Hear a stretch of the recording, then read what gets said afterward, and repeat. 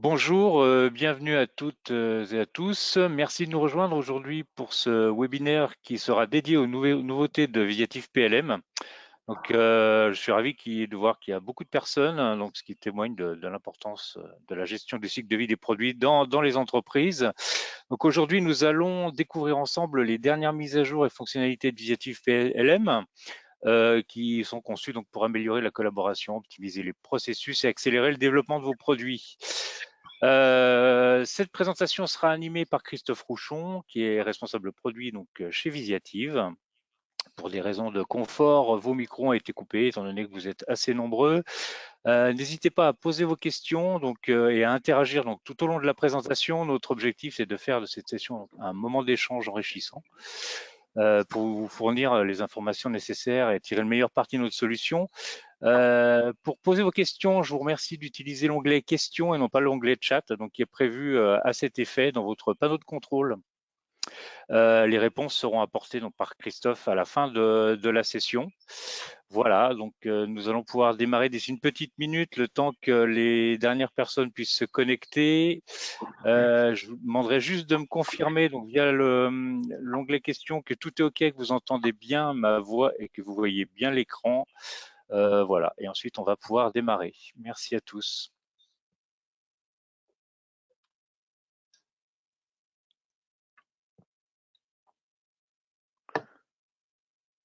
Ok, donc il semble que tout soit bon. Donc il est 11h02. Christophe, je vais pouvoir te laisser la parole et nous présenter les nouveautés de Visiatif PLM. Merci bien. Bonjour à tous et à toutes. Merci d'être là à cette session de partage autour des nouveautés de Visiatif PLM de la version 2024. La plupart d'entre vous me connaissent. Je suis donc le product manager de la solution Visiative PLM et j'ai eu la chance de rencontrer certains d'entre vous au cours des matinales Visiatives que nous avons fait il y a un peu plus d'un mois partout en France. Donc, bienvenue, encore une fois, bienvenue. N'hésitez pas à poser des questions pour alimenter les éléments. Je prendrai le temps nécessaire en fin de session pour répondre à la majorité des questions. Bonne présentation à toutes et à de suite. Alors, au niveau de l'organisation de la présentation, j'ai d'abord organisé sous la forme, dans un premier temps, on va parler un peu d'historique de version, ça permet un peu de se positionner dans le temps, de savoir d'où on vient et où on va. Nous ferons un focus, certes un peu complexe, mais du côté des administrateurs, donc plutôt dédié à des administrateurs de la solution chez vous. Et enfin, nous passerons sur la partie pour moi qui est la plus plaisante, la partie présentation des éléments côté utilisateur. Donc, au niveau historique des versions. Donc déjà, les points clés, c'est de connaître un peu les dates de version et surtout aussi ce qu'on appelle les arrêts support. Et je reviendrai sur la définition de ce que c'est un arrêt support. Donc, au niveau des versions, nous sommes sur la version qui est sortie en février 2024. Alors, nous avions déjà sorti en novembre 2023 la version majeure 2024 et nous avons apporté une édition 1 en février 2024 qui contenait notamment la mise en place de toutes les interfaces en anglais. On a travaillé énormément pour pouvoir proposer la solution Visiative PLM sur sa version 2024 en 3 langues, français, anglais, allemand. Et vous voyez déjà la prévision pour l'année janvier 2025. On sortira la version 2025. Ce qu'il faut noter, c'est que nous sommes sur des rythmes annuels et nous sortons chaque fois en fin d'année une nouvelle version avec un maximum d'amélioration et de transformation du produit. En arrêt support. Donc actuellement, en arrêt support, ce qui est important, depuis décembre 2023, donc nous sommes en 2024, depuis décembre 2023, on ne supporte plus la version 9. Alors, supporter, ça ne veut pas dire qu'on ne vous répond pas au téléphone, ça veut juste dire que nous ne produirons pas de correctifs ou de patchs de correction sur le produit. C'est-à-dire qu'il n'y a plus de correction disponible. Il y aura éventuellement des propositions de solutions de contournement, de paramétrage différents, mais en cas d'anomalie constatée, il n'y aura plus de correction apportée sur la version 9. Au passage, vous voyez déjà la future date d'arrêt de la version 10 qui sera en arrêt support en janvier 2025. Je vous rappelle que tous ces éléments sont disponibles sur notre page web dédiée où vous retrouvez les prérequis ainsi que toutes les grilles, les matrices de compatibilité entre les différents softs. C'est-à-dire, est-ce que je suis compatible avec tel Office, tel Windows, telle version du connecteur CO, etc. Tout est disponible dans la gestion des prérequis. De la même manière, vous avez toujours en temps réel la release note avec le détail de tous les tickets traités aussi bien sous forme d'amélioration que sous forme de correction d'anomalies, ainsi que la timeline que je vous ai proposée, qui est directement présente dans la zone timeline. Nous allons passer à une partie qui peut être un peu rébarbative, mais c'est surtout pour montrer aussi qu'il y a des choses évoluent côté noyau, ce qu'on appelle communément le noyau de Visiati PLM. Donc, on va parler d'abord du côté des administrateurs. Donc, sur le côté des administrateurs, on n'y passera pas beaucoup de temps. On va aborder 4 chapitres. Une première partie qui sera la mise à jour des composants, un aspect sécurité, un aspect AUPL et du paramétrage. Côté mise à jour des composants, vous voyez ici apparaître dans ce tableau, donc là je n'ai pas listé toutes les mises à jour, mais vous avez toutes les montées de version de tous les composants internes du noyau, du Wildfly, du Tomcat, du GRE. Donc au fur et à mesure, chaque fois que nous montons en version, on fait évoluer les versions des éléments qui correspondent au noyau du produit. Au passage, vous voyez sur la partie droite une capture d'écran de la refonte de Visiative PLM sous forme l'application manager a été complètement repensée. De la même manière, au niveau de la sécurité, connexion de droit, donc on a supprimé des modules obsolètes. Je dirais clairement que beaucoup de personnes ne les utilisaient ou très peu. Donc, ce sont des modules obsolètes. Attention, AWS n'est pas arrêté. Il est seulement retiré en accès direct pour les nouveaux clients. Pour les anciens clients, si vous êtes utilisateur d'AWS, vous avez encore la possibilité de l'utiliser plusieurs années. Un certain nombre de mises à jour et une particularité, on reviendra un peu tout à l'heure dessus, qui s'appelle la date d'expiration de la licence. Du fait d'avoir des dates d'expiration sur les licences, pour éviter que vous vous retrouvez au dernier moment confronté à une date de fin, mais 45 jours avant la date de fin de la péremption de la licence, vous allez, les administrateurs, lorsque vous rentrez dans l'application, voir cette popine qui va s'afficher, qui va vous indiquer la date de fin de votre fichier licence. Et si rien n'est fait, 10 jours avant la date de fin, cette fois-ci, c'est tous les utilisateurs qui auront, lors de l'entrée dans le produit, cette information-là. Ça vous permet d'anticiper et de nous contacter pour pouvoir renouveler votre fichier de licence. Donc ça, c'est vrai sur les serveurs de test, mais aussi sur les serveurs de production. Au niveau de la gestion connexion et droit, on a créé une nouvelle tuile pour pouvoir gérer des informations que l'on va poster. C'est ce qu'on appellera les jobs. Donc, les jobs seront disponibles au niveau ce sont des éléments lancés par le système avec des dates d'exécution. Par exemple, des exportations dans notre cas, mais ça peut être aussi des tâches programmées que vous souhaitez exécuter et vouloir stocker dans le système le rapport d'exécution. Donc, de plus en plus, on va vous conseiller, si vous avez des traitements particuliers, d'utiliser cette classe job pour venir stocker vos actions ainsi que le statut des actions que vous avez menées avec des comptes rendus dessus. Donc là, on parle en général d'automatisme dans le système. C'est pour stocker les automatismes dans le système.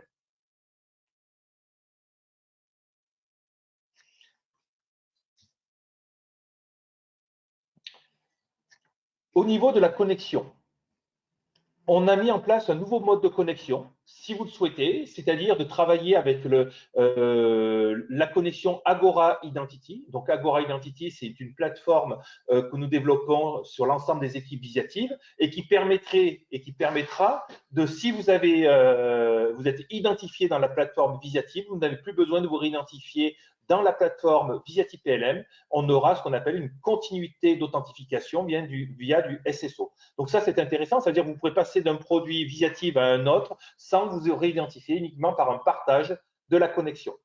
Ça s'appelle la connexion SSO. Au passage, on a un portail dans Visiative qui s'appelle, où on peut faire apparaître les différentes applications que vous avez chez Visiative avec les tuiles pour pouvoir ouvrir les applications. Côté AUPL, on a mis en place des nouvelles procédures au catalogue. Alors là, il serait beaucoup trop long pour les documenter. Donc, c'est pour ça que je fais référence à la documentation que vous allez recevoir lorsque vous ferez la montée de version ou alors que vous nous demandez pour vous le fournir en avance de phase. Donc, en fait, on a différentes méthodes de travail, notamment des nouvelles méthodes de pilotage des messages sans callback pour les apps. Ce qui vous permet, notre objectif est d'ici la fin de l'année, pour la version 2025, d'éliminer totalement la gestion des callbacks et de passer par des nouvelles méthodes sans ce système de redirection. Donc, c'est pour ça que vous avez ici une nouvelle boîte de dialogue sans callback avec un tempo qui permettra d'interrompre le processus si vous le souhaitez au bout de quelques minutes. On peut aussi, au passage, une petite fonctionnalité, ce qui n'était pas possible avant, depuis les apps, on peut venir directement appeler des modules Java que vous avez en interne. Donc, ça peut être du talk routing, ça peut être du Flownet, ça peut être du Dog Bundle. On a amélioré la gestion des droits au niveau du portail d'apps. Donc, directement dans le portail d'apps, vous pouvez définir quelles sont les équipes ou les personnes qui ont accès à une application. Vous avez aussi la possibilité de rendre des boutons visibles uniquement pour des groupes administrateurs. Donc, si vous n'êtes pas du niveau administrateur, vous ne verrez pas de ces boutons. Ça, c'est intéressant parce que ça permet sur une app standard de venir cacher en fonction des rôles, en fonction de ce rôle d'administrateur, certains boutons ou attributs.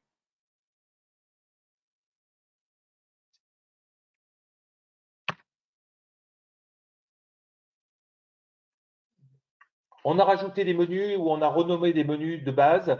Ce sont des petites fonctionnalités, mais vous voyez qu'au fur et à mesure, on verra tout à l'heure le fil de discussion en démonstration, c'est-à-dire cette nouvelle application. Mais vous pouvez vous le déclencher dans vos différentes applications. Donc, on a rajouté un menu qui s'appelle Formulaire Office et un fil de discussion. Formulaire Office, c'est le nouveau nom. On va dire que c'est un nom beaucoup plus intelligible que la notion de DocStar. En fait, Formulaire Office, c'est ni plus ni moins que ce que nous appelions avant les DocStar Word et les DocStar Excel. On a fait une revue des menus manquants pour rajouter un peu, pour uniformiser tout ça. Et surtout, ce qu'on est venu faire, c'est une petite chose qui était demandée, mais qui est assez sympa en termes visuels. Vous avez la possibilité d'associer à vos vues, métiers, structures, donc les vues structures ou les vues cas d'emploi, des icônes. Dans mon exemple, vous voyez sur la partie en bas, je suis venu mettre une icône pour représenter les équipes projet par rapport à l'icône standard de la vue système. Donc, tous les menus structure, tous les menus cas d'emploi peuvent hériter de l'icône. Voilà, on a fait la première partie qui était du côté des administrateurs. Je vous propose de passer maintenant côté utilisateur. Donc là, il y aura plus de démonstrations, ça sera plus intéressant et plus dynamique. On va passer côté utilisateur. Alors, beaucoup de choses à partager côté utilisateur. On va faire un gros focus sur toutes les améliorations sur le portail d'application, le portail d'apps. On passera ensuite sur la gestion des modifications, c'est-à-dire le rajout qui a été fait sur la partie modification. On parlera du PLM desktop et on parlera des connecteurs ERP. Donc, pour vous simplifier la présentation, vous verrez que dans certains cas, j'ai inséré un symbole démo. Ça veut dire qu'on va passer en mode démo. Alors, voici une liste exhaustive de nombreuses améliorations qui ont été apportées. On a repensé l'ergonomie générale. Donc, on n'est plus sur des… Vous voyez, là, c'est de l'ancienne ergonomie qui était représentée avec des containers d'apps. Maintenant, les tuiles sont représentées sous cette forme-là.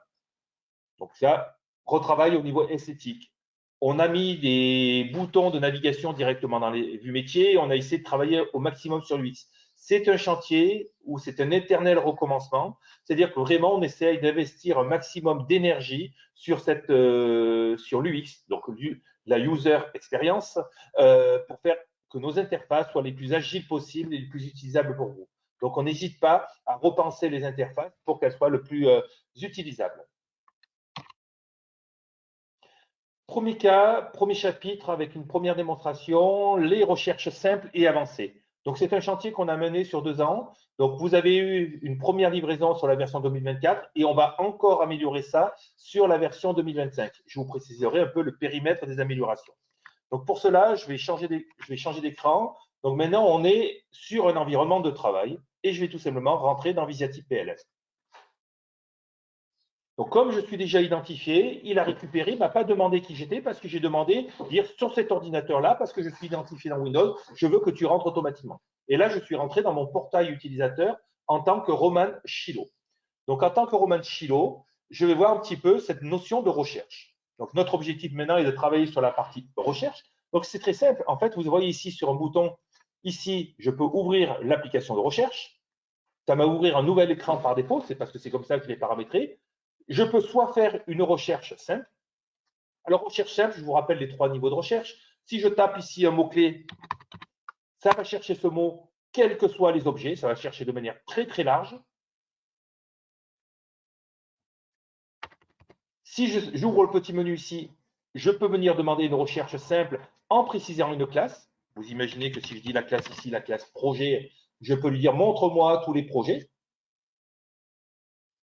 Mais si je vais mettre ici un mot-clé comme le mot naval, ça va chercher dans tous les attributs de la classe projet avec ce mot-clé, quel que soit l'endroit où il est. N'oubliez pas une option très importante et intéressante, c'est cette fonction-là, activer la recherche plaintext. Là, on va rechercher dans le contenu des documents et pas uniquement dans les attributs de l'objet. On va chercher aussi dans les attachements, dans les fichiers Word, dans les PDF, si ce mot-clé est présent. De la même manière, si je passe en mode avancé, maintenant, ça va me permettre de créer une recherche multicritère. Je peux faire afficher mes recherches sauvegardées. Donc ici, j'ai une recherche de produits. Automatiquement, ça va récupérer les critères pour faire une recherche sur les produits. Donc ici, je regarde tous les produits dont la désignation contient ici. Si je lance ici la recherche, il va automatiquement me rechercher mon élément. Je peux venir ajouter des critères. Et vous voyez, ici, je peux mettre le « et » ou le « ou » et venir ajouter un critère. Donc, pour l'instant, on a limité la recherche sur les objets et sur les attachements. Mais dès la version 2025, vous aurez en plus la recherche sur l'historique, sur des liens pairs, sur des liens fils. C'est-à-dire qu'on va pouvoir aussi rechercher en qualifiant par les structures. Donc là, tout simplement, si je viens dire, je veux en plus que le créateur est égal à admin, je fais ajouter le critère. Et vous voyez, sur les objets recherchés, désignation contient si et créateur contient admin. Bien sûr, j'ai fait en sorte que le même résultat convienne. Vous remarquez au passage qu'ici, j'ai directement le bouton ajouter. Du fait d'avoir les autorisations, ça me permet de montrer tout ce que je peux ajouter directement depuis cet écran. Voilà la première démonstration. Je vais revenir au PowerPoint.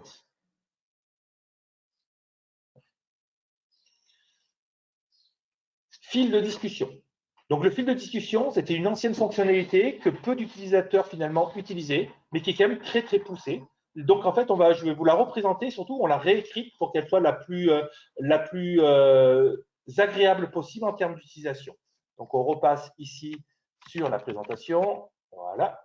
Donc, pour l'exemple, je vais aller dans le portail projet, je vais aller sur mes projets.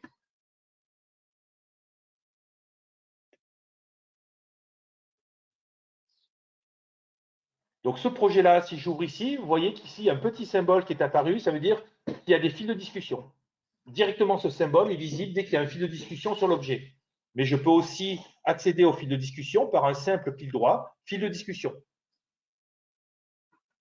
N'importe quel objet de la base Visiatype LM, que ce soit un article, un projet, un process, un document, quel que soit l'objet que vous avez dans le système, vous pouvez faire en sorte de dire « je veux pouvoir saisir un fil de discussion dessus ». Donc, ce fil de discussion va vous permettre d'associer au système, à cet objet, des messages. Alors, pourquoi on parle de fil de discussion? Parce que vous pouvez en mettre plusieurs. Vous voyez, si soit j'ai la possibilité de répondre à cette discussion, soit de démarrer une nouvelle discussion.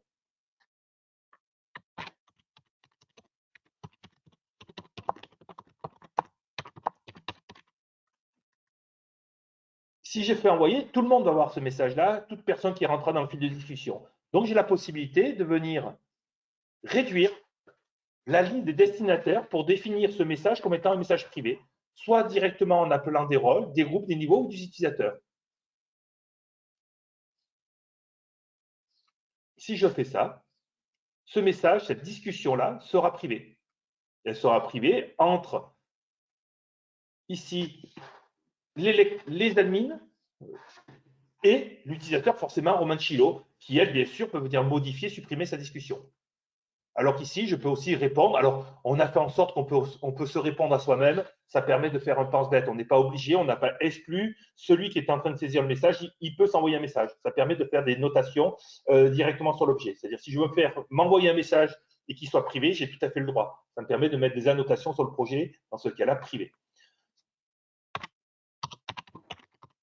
Bien sûr, on peut rajouter des attachements ou on peut formater le fichier. Voilà en termes de réponses. Et vous avez de manière crescendo toutes les réponses à ma discussion. Donc cet élément-là, vous le retrouvez quel que soit l'endroit où vous êtes dans le système. C'est quelque chose de très important et intéressant de savoir manipuler et déclencher ce système-là de fil de discussion. Je me repositionne à l'accueil et on passe à l'étape suivante. Contexte projet. Donc le contexte projet, c'est une possibilité que l'on offre quand on a la gestion de projet activée dans le système. Donc c'est quelque chose maintenant, alors l'intérêt, si vous êtes passé en abonnement, ce qu'on appelle en souscription, ben, toutes ces fonctionnalités-là, vous n'êtes plus obligé de les avoir sous forme, ce n'est plus des modules que vous achetez, elles sont comprises dans votre abonnement. Pour les anciens clients qui sont encore sur un ancien modèle, vous n'avez pas forcément accès à ces fonctionnalités-là. C'est pour ça que ça sera peut-être l'occasion de passer en mode abonnement. Je repasse en mode présentation. Donc, le contexte projet, c'est tout simple finalement. Ça veut dire quoi? Ça veut dire que je peux demander à rentrer dans un contexte projet et ce qui va me permettre de restreindre l'affichage des éléments que je vais voir. C'est-à-dire que je vais pouvoir paramétrer dans le système et dire si je ne fais pas partie de l'équipe projet, je ne verrai pas les éléments. Ça permet de restreindre des affichages par rapport à l'affectation d'un élément dans un contexte projet. Donc moi, Romain Chilo, ici, j'ouvre le contexte projet. Ça me montre tous les projets sur lesquels elle peut intervenir. Je vais sélectionner ce projet ici comme contexte projet. Donc le contexte projet apparaît en haut de l'écran pour le rendre visible. Ici, je peux venir changer ou quitter le contexte projet. Et si je clique ici, tout simplement, ça va pouvoir me permettre d'ouvrir la fiche information du projet. Vous voyez, directement ici, j'ouvre la fiche information du projet. Et les gens que l'on entendrait parler sont tout simplement les personnes qui sont nommées dans les ressources du projet. Donc, à partir de là, je vais pouvoir travailler. Et si je vais, par exemple, dans la gestion documentaire, j'aurai un indicateur dans mes colonnes pour me dire que cet élément-là est dans un contexte projet. Alors là, j'ai un paramétrage particulier. J'ai un paramétrage qui dit je vois l'élément qui est dans le contexte projet, mais je vois aussi en tant qu'utilisateur, c'est un paramétrage à faire, tous les autres documents qui ne sont pas affectés à mon contexte projet. Et le contexte projet, ça sera cette colonne-là qui va être directement cochée. Et au survol, vous avez le contexte projet auquel c'est associé. De la même manière, directement dans le tableau, si je clique, je retombe sur la fiche du projet. Et si je veux affecter un élément au contexte projet, un simple clic droit me permet, puisque j'ai activé, d'attacher au contexte projet actif. Donc, ça veut dire que ça va l'attacher à mon PRJ005 ou de l'attacher à un contexte projet. Et dans ce cas-là, ça m'ouvre la liste des projets auxquels j'appartiens. Donc, le contexte projet permet de déclencher une restriction de visualisation et d'accès de tous les éléments du système en fonction de l'appartenance à un projet. Je vais quitter le mode projet. Alors, très naturellement, si je quitte la VisiaType LM et que je re-rentre, nous avons choisi que par défaut, le contexte projet reste actif. Je me repositionne à chaque fois sur l'accueil pour la suite de la présentation. Historique d'objets, liste des indices. On a réécrit ce module-là pour améliorer la recherche et la visibilité à ce niveau-là. Donc, je vais aller me positionner sur un article de type, alors je prends souvent le même exemple dans les démonstrations, c'est parce que les éléments sont déjà préparés. Je vais chercher le vélo SW01. Alors, je vais plutôt passer par l'article plutôt que par le produit.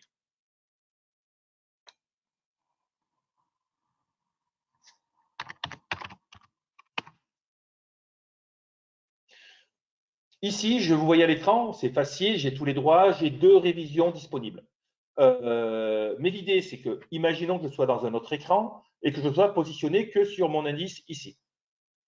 C'est-à-dire que directement, maintenant, vous avez un menu qui s'appelle historique. Alors, ce bouton historique, vous allez le retrouver aussi dans les 3 petits points qui sont ici. Ça, c'est très important dans la navigation. Donc, si je regarde en passant par ici, historique, j'ai déjà la réécriture de l'historique. Un élément que je vous donne qui est important, c'est que si cet élément d'historique a été donné, vous voyez par exemple ici le passage de la version 1 révision 1 à la version 1 révision 2, on peut voir ici directement que ça a été provoqué par le CO numérotant. Et si je clique ici, je vais pouvoir ouvrir mon ECO. Vous voyez directement, ça me permet de basculer sur le CO qui a provoqué le changement. Avec, je peux rebondir sur toute la gestion des impacts, notamment toutes les modifications qui ont été faites, signées par ce numéro de CO. Donc, ça donne une traçabilité totale. Donc, le CO, vous avez une colonne dédiée qui vous permet de retrouver le CO. Au passage, si vous avez de nombreuses évolutions d'indices, vous avez ici que les zones sont cliquables. C'est-à-dire que si je clique là, ça me renvoie directement sur l'ouverture de la fiche objet de la version 1, version 1, révision 1, version 1, révision 2. Je peux ici générer mes filtres, notamment s'il y a eu un changement de référence, mais ce qui est plus rare, ou appliquer ici des filtres en disant je veux uniquement voir les changements de statut. Alors, je vais prendre quoi? Je vais mettre des changements de révision. Ça va m'afficher que les changements de révision. Alors, création de vision. Ce n'est pas un changement de révision, c'est une création de révision. C'est pour ça que je ne le voyais pas. Création de révision. On retrouve aussi les suppressions, les ajouts de composants dans la nomenclature, les suppressions de fichiers, les remplacements d'un composant. Tous les éléments sont tracés. Alors, tous ces éléments d'historique, il y a ce que nous appelons, nous, les systèmes, l'historique système. Vous savez que vous pouvez affiner la profondeur d'historisation. Notamment, vous pouvez même aller jusqu'à dire, si ce champ change, je veux que tu écris dans l'historique. On peut journaliser les changements au niveau des objets. Et pour simplifier la lecture, on est venu mettre ici aussi une liste d'indices. C'est directement, plutôt que de faire des filtres dans le journal d'événements, au travers de la liste des indices, vous pouvez retrouver directement le tableau complet de tous les indices et de tous les changements indices et révisions connus par le système. Et vous voyez encore la notion de l'ECO ici qui est apparue. Je vous rappelle ici que les clics droits nous permettent ici d'avoir ici différentes fonctions classiques qui sont paramétrées par l'objet. Et encore, on retrouve au passage notre fil de discussion. Donc ça, c'était le tableau système, indice et historique. Je repasse sur le PowerPoint et on enchaîne. Gestion des workflows. Donc la gestion des workflows a été grandement améliorée. Donc on n'a pas forcément changé au niveau du moteur et de la manière de les construire, mais on a changé la méthode d'utilisation directement dans les axes. Alors pour ce faire, dans mon portail, dans ma zone personnelle, je peux déjà retrouver les processus de décision ici. Quand je voulais ouvrir cette grille-là, ça va me chercher tous les processus de décision qui m'impactent, soit ceux qui sont sur l'étape me concerne, je dois renseigner l'étape, prendre une décision. Je peux visualiser les décisions en retard ou je peux rechercher tous les processus que j'ai lancés. Donc, les décisions à prendre. Et si je clique ici directement sur le symbole, ça va m'ouvrir exactement un écran qui peut être très similaire au changement de statut. Mais comme nous, on a détecté que c'était un fil de discussion, pardon, excusez-moi, comme c'était un fil de processus, on a directement changé dans l'écran en disant ce n'est pas un statut à changer, mais c'est directement une décision à prendre. Et cette décision pourra provoquer, éventuellement en fonction de votre paramétrage, le changement de statut. Alors, c'est ça qui est intéressant parce que finalement, vous n'êtes pas perturbé, vos collaborateurs ne sont pas perturbés. Donc, soit ils travaillent de cette méthode-là en regardant tous les processus sur lesquels ils doivent intervenir, mais aussi, imaginons que j'aille directement sur des éléments qui sont sans processus, parce que vous pouvez mixer du statut, du pilotage par statut ou du pilotage par workflow. Ben, en fonction de cela, et bien sûr en fonction de vos droits, si je suis sur un élément ici je directement un statut à appliquer. Je n'ai pas besoin de décider. Le système sait que sur cet élément-là, il n'y a pas de workflow associé. Donc, il me dit, ben, je peux t'autoriser à changer le statut puisque tu as les droits. Mais si je vais sur un document de type qualité, alors je vais changer et passer par la bibliothèque directement pour retrouver mon filtre. C'est-à-dire que si je vais sur la partie qualité, ben là, il va intercepter qu'il y a des processus qui sont lancés. Et si dans ce cas-là, il m'ouvre la décision à prendre. Donc, pour les utilisateurs, finalement, en cliquant sur cette colonne statut, ça ouvre soit le volet de prise de décision, soit ça ouvre le volet de changement de statut directement par rapport à ce qui est paramétré sur l'objet. Donc, ça simplifie grandement l'exploitation des processus. Alors là, je suis désolé, le rythme est soutenu, mais c'est quand même une année où nous avons beaucoup de nouveautés, d'où ce rythme assez pour pouvoir tenir en 1 heure. Modification des ECN. Alors, je ne vais pas vous faire une démonstration des ECN. Pourquoi? Pour une raison très simple, c'est que rien que pour parler du flux complet ECR, ECO, ECN, on a déjà fait des présentations où c'était uniquement ce sujet-là qui était en présentation. On verra au cours des mois si on ne refait pas une session complète. Aujourd'hui, c'est pour vous présenter la nouveauté au niveau de la gestion des ECN. Donc, on est venu compléter dans la gestion le mode ECR qui est la demande de modification, ECO qui est l'ordre de modification. On est venu mettre en plus l'ECN qui est la change notice et les avis de modification.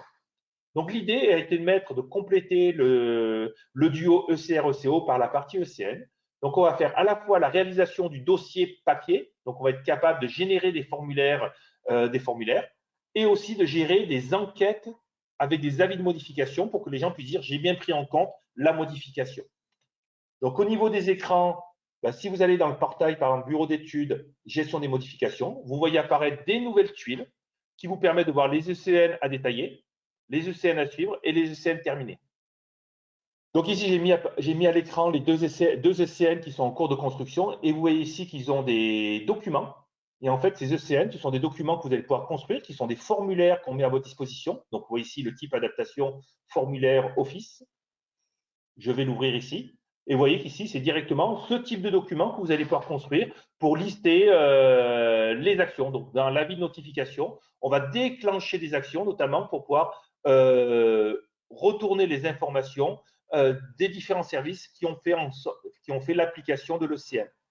De la même manière, ce type de formulaire, on est venu les rajouter sur le CN pour gérer la documentation de la modification.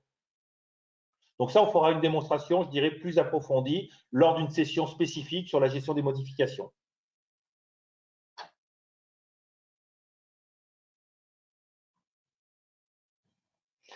Alors, on a beaucoup parlé du portail d'apps. On va maintenant parler du portail desktop. Donc, le desktop n'est pas resté en reste. Hein. On a apporté des modifications. Donc, sur le desktop, on est venu rechanger l'interface graphique, c'est-à-dire on est passé en mode flat design. C'était une nouvelle pour pouvoir alléger l'interface. Et surtout, vous allez voir qu'on est venu modifier la structure des onglets. Donc, je vais ouvrir ici, j'avais ouvert le desktop. Donc, au niveau de l'affichage ici, volontairement, je me suis remis comme tout à l'heure sur le vélo. Donc, vous voyez ici l'affichage allégé. Mais maintenant, vous avez des nouveaux onglets ici disponibles. Vous voyez, directement indice et je retrouve exactement comme dans le portail d'application l'historique de mes indices. Si maintenant je vais ici sur un article, je vais aller sur on va aller sur le produit.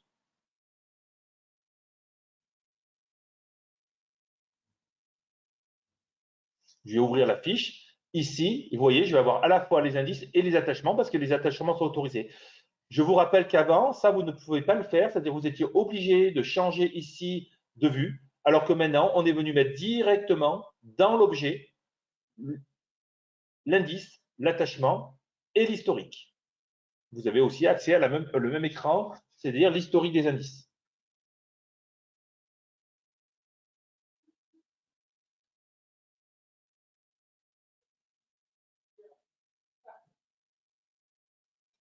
Connecteur ERP. Alors, vu le temps, si je veux garder un peu de temps pour les questions-réponses, je ne vais pas vous faire une démonstration du connecteur. Là, j'ai mis à l'écran un simple écran X3. Donc, le principe de cet écran-là, mais vous l'avez aussi sur Divalto maintenant, donc Sage X3, Divalto, et nous sommes en train de le préparer pour le livrer sur OpenProd avec OneLife. Nous préparons ce type d'interface. L'exemple est très simple, c'est je suis sur un article dans l'ERP, on vient rajouter un menu qui s'appelle Visiative PLM, uniquement dans les contextes qui ont été paramétrés dans l'ERP, par exemple une relation d'article, une relation de client, une relation de fournisseur, une relation d'outillage, en fait, peu importe, les éléments que je vais retrouver dans le PLM en partant de l'ERP, et vous allez via des web services, quand je rentre dans la fiche article dans l'ERP, on va venir vous afficher ici le nombre de documents accessibles par l'utilisateur dans ce contexte-là. Donc, ça veut dire qu'à l'avance, avant même de cliquer sur le bouton, c'est-à-dire le bouton ici qui est le symbole Visiative, le logo Visiative, l'utilisateur sait qu'il y a 3 documents qui sont rattachés à cet article-là. Et on va ouvrir ce qu'on appelle un contexte, un cockpit de contexte, qui va afficher tous les éléments que l'on va trouver en relation avec cet article. C'est vous qui allez paramétrer la méthode de relation. Donc déjà, on a travaillé sur le retour du nombre de documents, donc la bulle nombre de documents.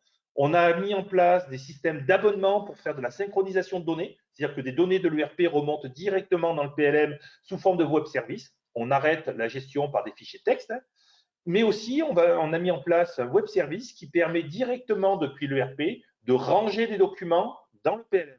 Très intéressant, par exemple, que vous voulez ranger dans le PLM l'édition au format PDF de la facture, par exemple. Donc, ça, directement sur la fenêtre d'impression de l'ERP, vous avez une case à cocher qui dit « Ranger dans le PLM, dans Visiative PLM ».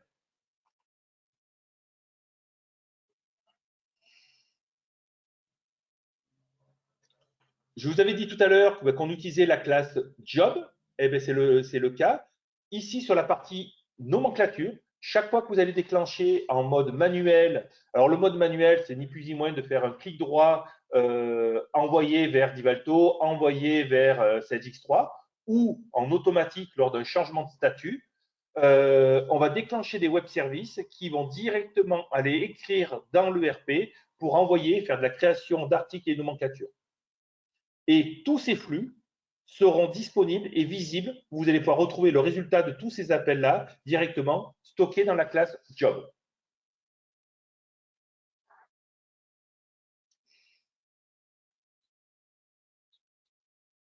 Voilà, j'ai fini la première partie de la présentation qui était un peu monodirectionnelle. Ce que je vous invite, je vais parcourir les différentes questions et les prendre. Donc, n'hésitez pas, si vous avez des questions, à me les poser via le système de questions.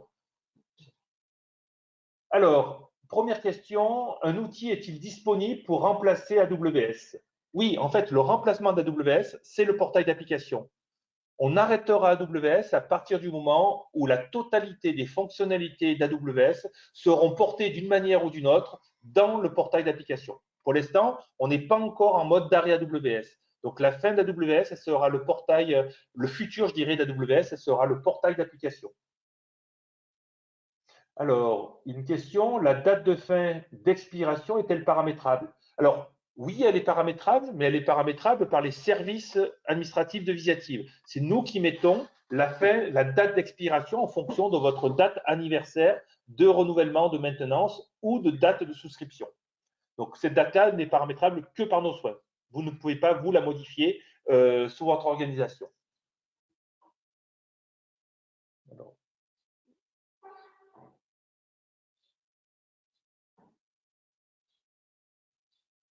Alors, pour les anciens clients qui utilisent déjà une licence en gestion à l'affaire, est-il nécessaire de passer en mode souscription pour avoir ça? Alors, non, pour la gestion à l'affaire dans les apps, mais oui pour un certain module pour lequel vous n'avez pas les accès. C'est-à-dire, si vous n'avez pas certains modules et que là, je vous les ai présentés, ce module-là ne peut être disponible maintenant qu'en souscription. Donc, si vous aviez déjà la gestion à l'affaire, je dirais l'ancienne gestion à l'affaire, votre licence continue et l'installation de la nouvelle version, bien sûr, sera opérationnelle avec votre ancienne licence. Ce n'est pas une obligation de passer en souscription. Par contre, vous avez tout intérêt à le faire pour passer sur une application full et ne plus être module par module.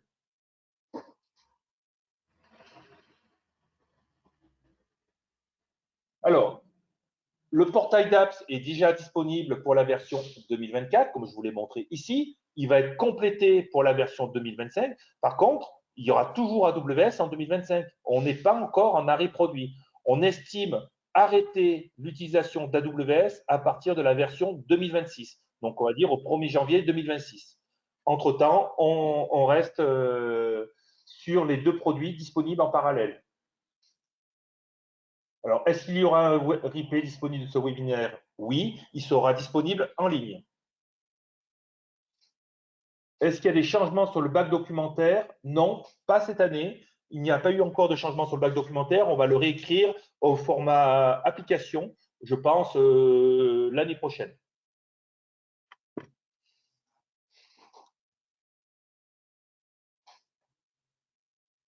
Alors, pour quel type de document la recherche full text dans le contenu des documents fonctionne-t-il? Alors, elle fonctionne sur déjà sur tous les fichiers de type Word, Excel, PDF, texte, qui ne sont pas verrouillés. Je prends l'exemple, si vous avez mis un mot de passe pour verrouiller un fichier PDF ou un fichier Word, on ne peut pas indexer. Par contre, tous les fichiers PDF de type impression, pas de type scanner sans OCR, hein, bien sûr, ce n'est pas les PDF de type image, mais les PDF, les Word, les Excel sont indexés dans le système.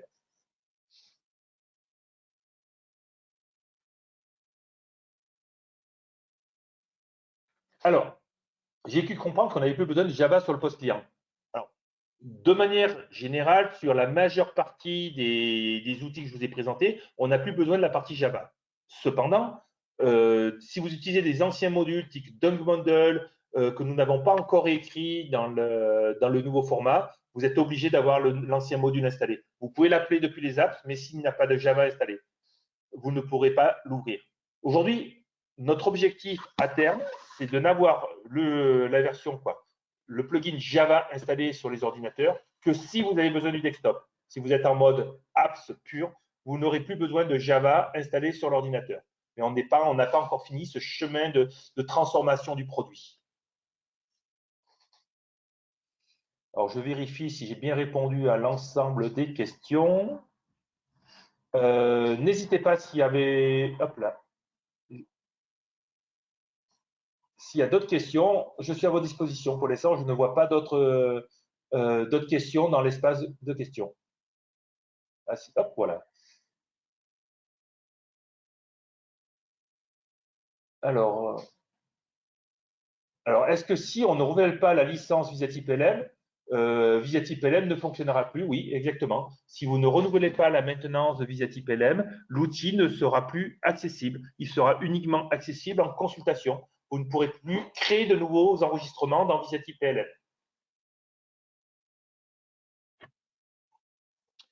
Moi, ce que je vous invite à faire, c'est pour toutes ces questions-là de type gestion des licences, de type ouverture à des nouveaux modules, de vous rapprocher de votre ingénieur commercial, idem pour pouvoir discuter de la montée de version potentielle du produit. Donc aujourd'hui, on est sur des rythmes, comme je vous l'ai dit tout à l'heure, sur des rythmes annuels. Donc on investit énormément de temps et donc de finances dans la construction des produits du futur, donc de travailler. C'est pour ça qu'on vous livre une version chaque année. Et notre objectif étant de réduire aussi les temps de mise à jour. Hein. C'est vraiment quelque chose qui nous tient à cœur, de réduire les temps de déploiement et de réduire aussi les temps de mise à jour. De faire en sorte que des montées de version soient les plus sereines possibles et les plus souples possibles.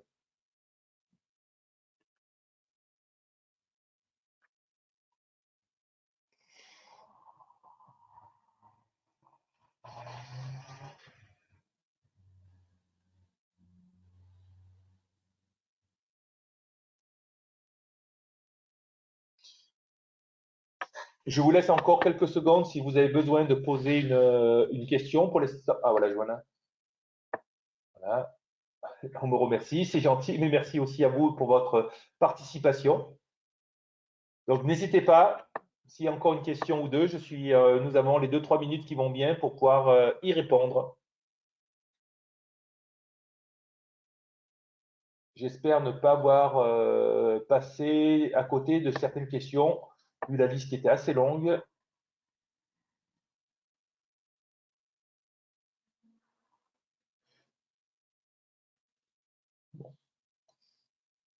Je ne vois pas apparaître de nouvelles questions.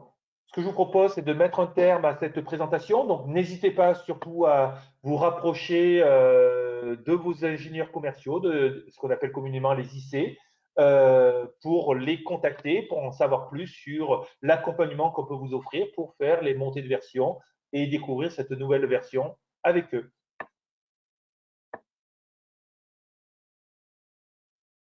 Donc, je vous souhaite de découvrir cette version rapidement et on se verra, je pense, d'ici la fin de l'année pour préparer la version suivante. Merci à tous et très bonne journée. En tout cas, merci pour votre participation. Et donc, le replay de cette présentation sera disponible en téléchargement. Bonne journée.